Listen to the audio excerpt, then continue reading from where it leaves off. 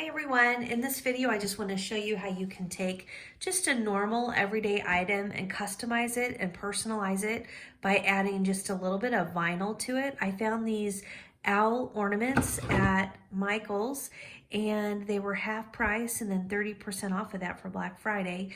And when I'm shopping, I'm always looking for any kind of piece of fabric that I can put some kind of vinyl on.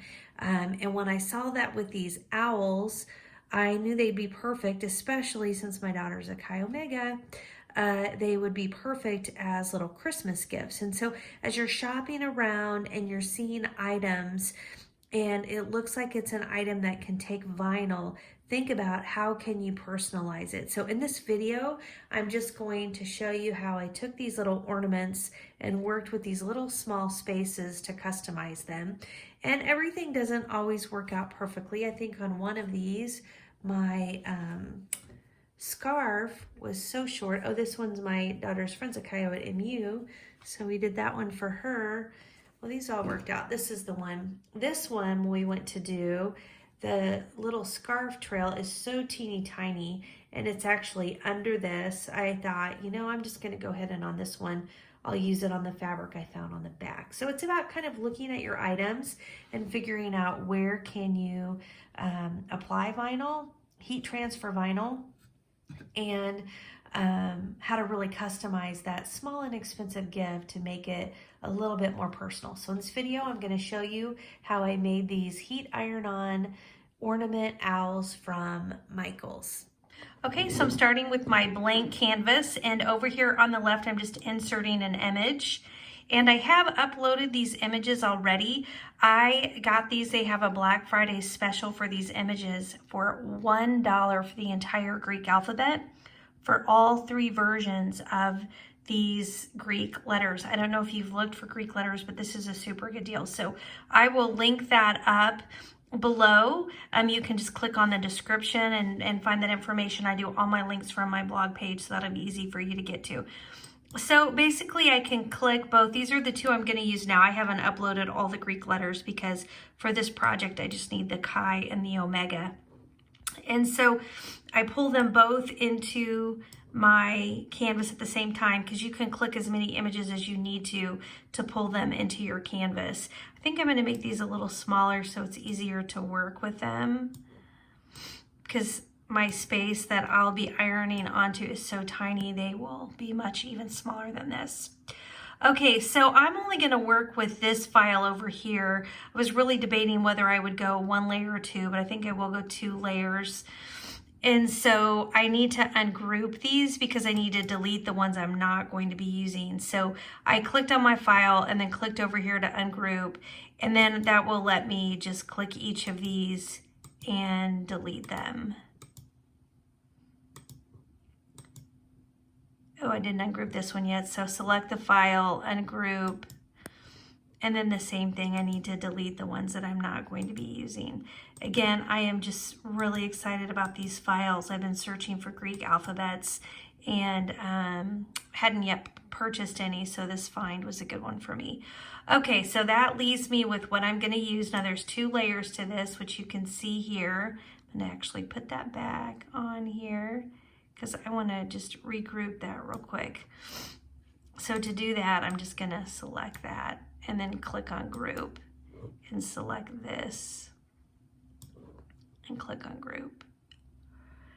All right, so I know that the surface I'm working on my scarves here is vertical. So I'm just going to do Chi on the top and Omega below that. So I'm just going to go ahead and start positioning those on here, get my Chi and my Omega. And then they're not the same height, so I do want to fix that. And before I can set the height, I need to figure out what height I'm working in. So I know that I've got about 1 inch wide. It can't really be more than 1 inch wide, so I'm going to take this down to like 0.9 and see what happens here to my height. That takes my height to 0.97. That's pretty good. I think I might actually go a tiny bit smaller. I think I'm going to go 0.8. And then I'll do the same up here. Take this one down by clicking on it and go up to my size here and take that down to a 0.8. All right, and that'll be about the height I need. So I'm gonna go ahead and get these stacked how I want them. I know that my scarf is only about 2 inches tall, so I just wanna make sure that I'm staying within those 2 inches.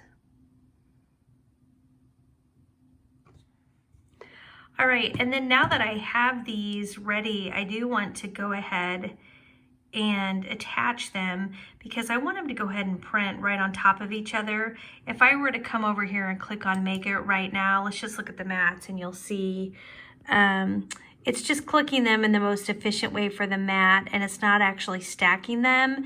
And I actually want to iron them on at the same time. So I'm gonna cancel this cut. And that's why I like to use the attach feature. So what I'm gonna do is go ahead and group these together, and I'm gonna make a copy. I'm gonna duplicate them. That way it's the exact same height and everything. And then what I'm gonna do is ungroup these, and I'm gonna come over here and ungroup these. And I need to get rid of the second component. So I need to ungroup. X is what I need to do here. And same thing, I need to ungroup the omega. So on this one, I'm deleting this back layer, okay? And then here, I'm clicking that and I need to ungroup it, because if I delete it now, I'm deleting the whole thing. And I'm ungrouping it because I don't want to delete the whole thing. And I'm also trying to keep these in the exact same position. So what I'm gonna do, oh dang, I just accidentally moved that, so I'm gonna undo the move because I need them in the same position. I'm clicking it, and then I'm right-clicking it, and I'm saying send it to the back, because what I want to do here is delete the other layer. Send to the back, and that just leaves this one up here. There we go. All right, so these are the one of the layers, and this is the other layer, and they're the exact same size because I didn't move them around. And the reason that's so important is when I print these and I go to iron them on, the position will be exactly the same. Now, the reason I had to separate those out like that is I also want to attach these. And so to do that, I'm going to go ahead and group these together. So I highlight them and I click on the group over here, and then I come down in this corner and I click on attach. And the reason I'm doing that is now when I go to cut these on my mat, it will have them on top of each other. It won't do what it did before to maximize mat efficiency. So then I need to also come over to these two, and I need to group them together. And then I also need to come down here and click attach.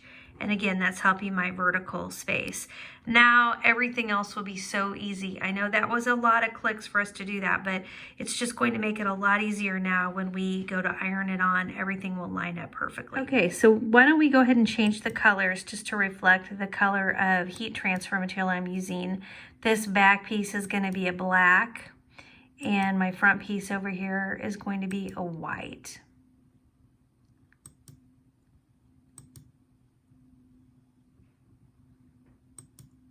All right, and that's it. We're ready to go. I'm only gonna do one to start just because I really wanna test out the size. I don't wanna cut all this vinyl, and then if it doesn't work out, be disappointed. Again, notice here now how my mats stack up and down. I think that's great.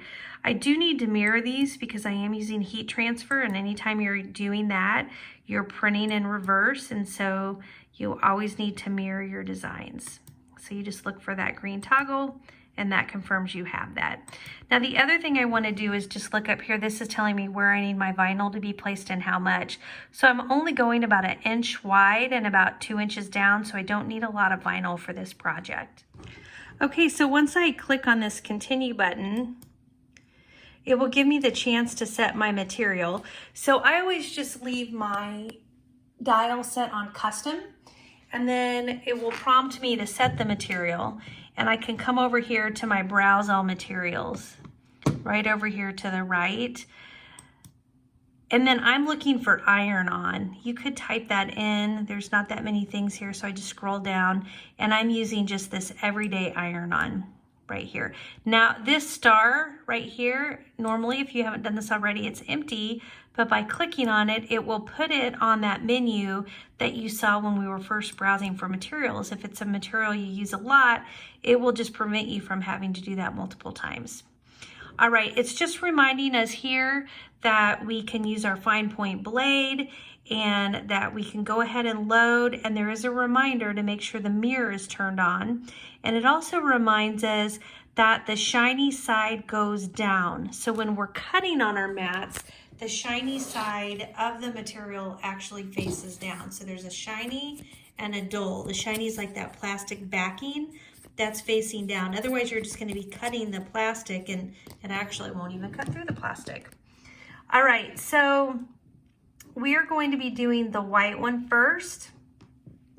So we need to go ahead and get this white one on our mat.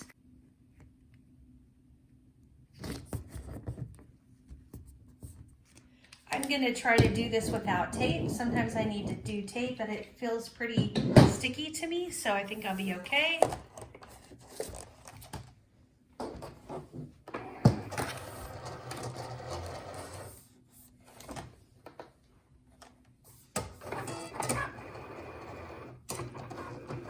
So I love working with iron on. It is so fun when you find little items like I found in my owls. You find little things like this and you just find fun ways to personalize them. And I do that all the time, whether it's a blanket or PJ bottoms. I'm always looking for good deals like these at Michael's on the half price, you know, Black Friday day. I got them, they're regularly $7, they were $3.50, and then I got 30%, was it 30? Yeah, I had a coupon for 30% off of that, and that made those just super, super cheap. I think they were about $2 a piece. And so it's just a fun way to take something that anybody can buy and you can then personalize it in a way that people aren't going to see everywhere else. So I love it for DIY gifts. It's just a really fun way to make something really more specialized for someone. In this case, for the girls in their sorority. I mean, I can't believe with the owl being their item, to be able to customize it like that on this ornament. I saw it and I knew I had to buy all of them. So for those of you who haven't been to my channel before, I'm so glad you found me. This is a DIY channel where I'm doing a lot with DIY home decor. I love seasons, and so I'm always working on decorating. Got a whole lineup of things for Christmas holiday, and I just can't wait to get started on all of that. And then you may have been watching my earring videos, and that's something I've been having a whole lot of fun doing as well. All right, so we're ready to go ahead and iron on to our owl. This is a felt-like material. And to do that, we're going to be using my Easy Press. I already looked on my heat guide, and for the kind of material this is, I'm using the regular everyday iron-on, and I'm putting it onto a felt-like material. For those of you that haven't seen this easy guide, just love it. You just come on here. I usually have my iPad open, but I don't have it at my table, so I pulled it up on my computer. And it just shows me that I need 280 degrees. And it also shows me that once I've ironed that on, I can go ahead and peel it while it's still warm. So let's go ahead and get this set for the 280 so I can just power this on. Oh, that's already looks like what it's powered at. And it'll take just a second here to heat up. This would be the kind of project that the Easy Press Mini would be perfect for. I sure wish I had one of those, and I'm hoping to get one of those for Christmas. But I'll just try to use a corner. I still would rather try to use this than an iron. But I will admit it's kind of big for these big projects, which is why that Easy Press Mini is such a perfect thing if you do a lot of small projects. Like I do a lot of earrings, and like you just look at this little piece on this owl, it's only about 2 inches tall, and it would just be so nice to get in there with my Easy Press. But I don't have that yet, so we're using our little bit bigger one here. While that's heating up, I'm gonna go ahead and I'm gonna weed my vinyl here and just get off all the pieces that I don't need. I like to weed just right on my mat, and then I stick the sharp part of my weeder, I stick it onto my vinyl, and then that just helps me get it started to peel it off. I do like to keep it flat when I'm peeling so I can really watch for any parts that might peel up, because it does happen. You'll have little parts of letters sometimes that you don't want to lose, and you'll have those come up. So again, just poke it right. Like if you try to get to this edge by when you're holding it, you're gonna have a pretty tough time. But if you put it on the sticky mat and just poke it with your weeder, you're gonna be able to get that edge up really easily. If you find anything helpful in the video today, I'd love it if you take just a second and tap that like button. That really helps me with my channel. And if you do think you like DIY videos, I'd love it if you take a second and subscribe. Tap the bell button, and that way then you'd get notifications anytime I do post new videos. Okay, so we have both of our letters. And they look pretty good, and our mat, I don't know if you heard that beep, that means the easy press is ready. It's to the 280 degrees, so we can go ahead and get started with our owl. So the first thing that it always tells you to do is just warm your mat. So I'm just going to set my easy press on here for about 5 seconds just to get that warmed up a little bit. And then I'm going to get my owl on here as well, get him. Now this is where, again, if I had that little one, it would be so nice, but I'm gonna try to do it this way. I'm hoping I'm gonna be okay. I am gonna warm this fabric up as well. Just for a quick second. All right, I am a little worried. Looks like my letters might be a little big, even though I did measure them out. Let's see here. Actually, I'm gonna cut. It's because my space is so tight, I think I might make it, but I do think I'm gonna cut the excess off of here, because it's just gonna be a lot easier for me to work with this way. This will also help me see if I'm gonna be okay. Now, when you put it down, remember when we cut it, the dull side was up. When we're ironing it on, the shiny side goes up. We want to be able to see the backing. So let's see what we've got here. This is going to fit. Again, this is a really tight fit. I probably will make these a little bit smaller for my others. It's just going to be really hard with this guy.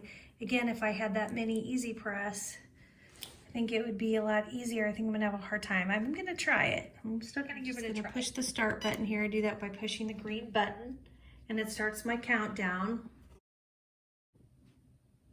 All right, my 30 seconds is up. I don't feel like I really got to this very top part, so I am going to just kind of give it, I'm gonna do this, probably all the things you're not supposed to do. I'm just gonna kind of hold it right on top of the top of that scarf, because I just can't reach it if it's flat. Now with that mini easy press, you can like hold it up against like little booties and little shirts and all kinds of things like that, making it easy to get into kind of those funky nooks like this one. This will be fun though when I get it and it works just fine. It'll show you how, while those things are very nice and convenient, you can still make do without them. So let's see how we did here. I think they look really good. I think they went on there just fine. Oh my gosh. I think it's really darling. So now we just need to cut through this other white layer, because this is going on top of my black layer. Okay, so we will put this right on top of this one. So we're gonna do it just like this. And I'm going to do it like that. I'm right on top of this owl. My easy press is like sitting on top of my owl, like that.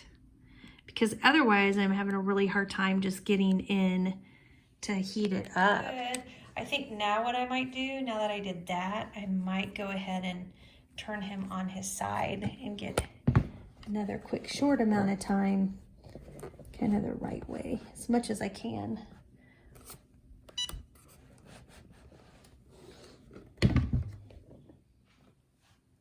I'm just so pleased with how these turned out, even though every one of them is a little bit different, because I did change the size of the font to make it not quite as tight. I think the big one, this is this first one that I did, it looks awesome, but the little ones look good too, and it wasn't as hard because I wasn't having to heat press it quite so close to that owl.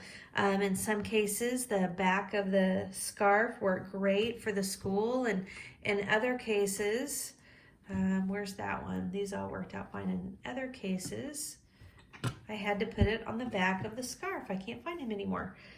Right on the back of the scarf. So it's just about finding that space, and when you do, personalizing whatever you're making with heat transfer vinyl, it's super easy to apply to so many fabrics. So I hope you found the video useful today. Again, if you did, I'd love it if you tap that like button. Thanks so much, and good luck with your projects.